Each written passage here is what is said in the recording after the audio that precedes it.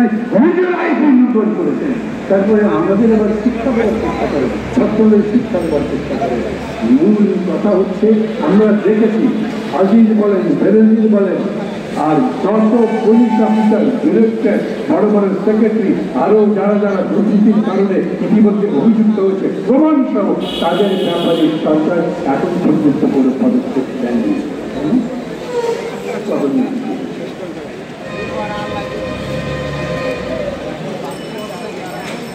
আমি সংক্ষেপ করছি।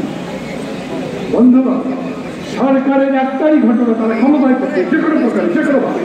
অতএব গুন্ডা বাহিনী লাগছে, আওয়ামী গুন্ডা দিয়ে চলে না, অতএব পুলিশকে পারলে লাঠিয়াল বানাচ্ছে। আর সেই জন্যই একের পর এক সম্পত্তি দখল করেছে। হিন্দু মুসলমান মানে নাই, কোনো একটা মানুষ যদি টাকা চুরি করে ব্যাংকের মাধ্যমে সেটা বাইরে পাঠিয়ে দেয়, আপনি টের পান না। কিন্তু জমি দখল করেন, আপনা করেন, সেইখানে রিসোর্ট বানায়, দেখেনি কেউ এতগুলো বছর ধরে, তখন চুপচাপ ছিলেন। এখন বক্তৃতা করেন, 40 ডিগ্রি করেন, সংসদে বক্তৃতা করেন আমি দুর্নীতির বিরুদ্ধে ইতিহাস করতে চাই, কোনো দুর্নীতি আমি করতে করি না। সে এতদিন ধরে তো সহ্য করলেন, লালন পালন করেছেন।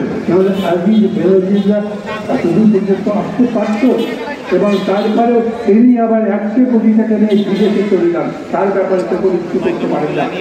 কারো নামে এখন পর্যন্ত গ্রেফতারি করা হয়নি। আমি মাঝে মাঝেই বলি, আমার পাসপোর্ট 10 বছর ধরে আছে, আমি বিদেশে চিকিৎসার কারণে মেডিকেল বোর্ড আমাকে পরামর্শ দিয়েছে, আমাকে যেতে দেয় না। বিভিন্ন মহল থেকে বলেছে আজিজ বেনজির বাবুর দুষ্কৃতিকারীদের, দুর্নীতিবাদের পাসপোর্ট জব্দ করা হলো না। কত দুর্নীতি বলে বিদেশ দেশে তাকে নিষেধাজ্ঞা নাই, নিষেধাজ্ঞা দিবেন না কেন? অন্যদের নামে নিষেধাজ্ঞা দেন। আমাদের কেউ যদি বাইরে যেতে চায়, আমি কিংবা বিরোধী দলের কেউ, তাহলে ইমিগ্রেশনের ব্যাপারে 2 ঘন্টা আটকে রাখে। ওদের আটকে রেখেছেন তাও জানি না। বেনজির কোন দিকে গেল, কোন দিকে, কোন বাইরে ইমিগ্রেশন এখন পর্যন্ত সিদ্ধান্ত দিতে পারবে না। এরা নিজেদের গতি রক্ষা তৈরি জন্য একদিকে ভারতের কাছে রাষ্ট্রপতি দেবে, পুলিশকে সব ধরনের দুর্নীতি করবার সুযোগ দেবে, আইনকে পারবে একদম চূড়ান্তভাবে দুর্নীতি বাজাবার চেষ্টা করবে, সুরক্ষাকে ব্যবহার করবে, সমস্ত দেশকে ধ্বংস করে দেওয়ার পরে নিজের ভদ্র রক্ষা দেওয়ার জন্য চেষ্টা করবে।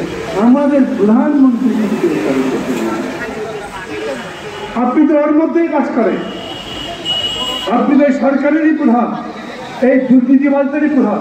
যে এত বড় বড় করে কথা বললেন, ওরা কি আওয়ামী লীগ করে? তা আওয়ামী লীগের যে হুইপ, তার পুত্রের নামে এত বড় অভিযোগ পত্রিকার পত্রিকা দেখা হচ্ছে, তার কোনো জবাব আছে?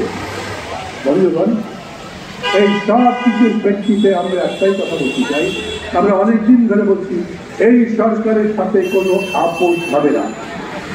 এই সরকারকে আমরা কোনো পারমিশন দেওয়া, তাকে কোনো অনুমোদন দেব না। এই সরকারের মধ্যে আমাদের লড়াই চলবে। মাঝে মাঝে অনেকেই বলেন অনেক বছর ধরে লড়াই করতে পারবেন না। তো আমি বলছি, কাল পারিনি, আজ পারবি, আজ পারিনি, কাল পারবো। লড়াইটা চলবে যতদিন পর্যন্ত তাদের পরাজিত করতে দেওয়া হয়। এইখানে কোনো সমাধান নেই, আপোষ নাই। দুর্নীতিবাদদের, চরিত্রহীনদের, জবরদখলকারীদের সঙ্গে গণতন্ত্র মানতে আমরা কোনো বিভ্রান্তিকর আন্দোলন করবো না। কোন সমস্যা যেগুলো, সেগুলোকে আড়াল করে অন্য একটা সমস্যা নিয়েছে মানুষকে বিভ্রান্ত করবো, সেই রকম কাজে করবো না। আমরা সুনির্দিষ্ট একটা কর্মসূচির ভিত্তিতে মত পথ নির্ধারণ করে আন্দোলন গড়ে তোলার চেষ্টা করছি, এবং আমরা মনে করি আমরা আমাদের পথকে বিচ্ছি করি। সাথে থাকবে আমাদের সাংবাদিক বন্ধুগণ, আর যারা যারা শুনছেন, যারা ভিডিওতে অন্যান্য কিছুর মাধ্যমে শুনছেন, সবার কাছে আমার অনুরোধ, লড়াই ছাড়া মুক্তি পাবেন না। যারা মনে করছেন রাজনীতি করবেন দরকার কি, লড়াই করবেন দরকার কি, তারা জেলে জেলে যেতে হয়। আমি বলি, জেলে যদি যাওয়ার চিন্তা না করেন, তাও তো জেলে যেতে হয়। জেল থেকে যদি বাঁচতে পারেন, তাহলে দ্রব্যমূল্যের কষাকাছে মারা যাবে। তাই বাঁচবার জন্য এই লড়াই আপনাদের সবাই করতে হবে। সেই লড়াইয়ের পথে আহ্বান জানিয়ে আমি আবার কথা বলার চেষ্টা করছি।